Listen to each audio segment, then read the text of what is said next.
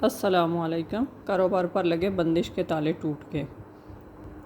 آج کل حسد، کینہ، بغض اور جادو بہت زیادہ ہے۔ ہمارے کاروبار پر کسی حاسد نے بندش لگا دی۔ ہمارا چلتا ہوا کاروبار دن بدن زوال پذیر ہونے لگا، حتیٰ کہ ہم قرض دار ہو گئے۔ زندگی میں اتنا برا وقت ہم نے کبھی نہیں دیکھا تھا۔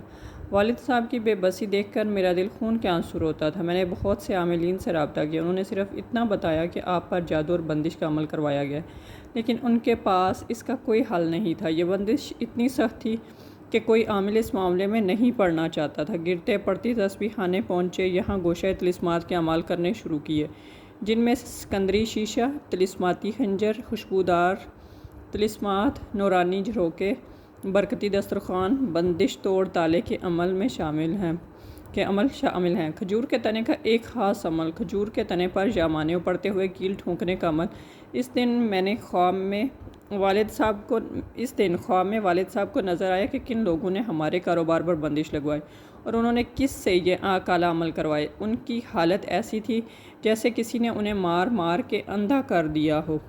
والد صاحب نے صبح مجھے یہ خواب بتایا تو مجھے تسلی ہو گئی کہ گوشۂ طلسمات کے اعمال کی طاقت نے اپنا کام دکھا دیا ہے۔ کالے عمل کی کاٹ نورانی اور روحانی اعمال سے ہی ممکن ہے۔ تسبیح خانہ کے روحانی طلسماتی اعمال کی وجہ سے کاروبار کی بندش ختم ہو گئی اور کاروبار کو لگے بندش کے تالے ٹوٹ گئے اور ہمارا کاروبار معمول کے مطابق چلنے لگ گیا۔ ہمارا قرض اتر گیا اور اللہ تعالیٰ نے رزق میں برکت عطا فرما دی۔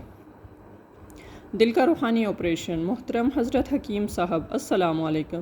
میرے بہنوئی کو اچانک دل کی تکلیف ہو گئی۔ ان کی عمر ابھی 40 سال بھی نہیں ہوئی۔ اس عمر میں دل کی تکلیف ہو جانا سب کے لیے پریشانی کے ساتھ ساتھ حیرانی کا باعث بھی تھا۔ انہیں کھانا کھانے کے بعد دل پر بوجھ محسوس ہوتا۔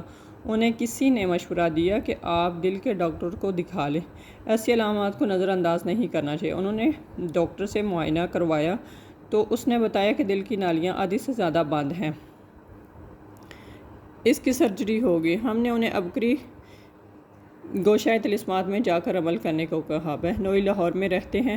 وہ بیماری سے شفا کے لیے گوشۂ طلسمات میں آ کر عمل کرتے رہے اور ساتھ دیسی ٹوٹکے بھی استعمال کرتے رہے۔ ان کی تکلیف ختم ہوگی۔ انہوں نے دوبارہ معائنہ کروایا تو ڈاکٹر نے کہا اب سرجری کی ضرورت نہیں، چند ادویات لکھ کر دیں، کچھ عرصہ استعمال کریں، پھر معائنہ کروا لیں۔ الحمدللہ اب وہ بالکل ٹھیک ہیں۔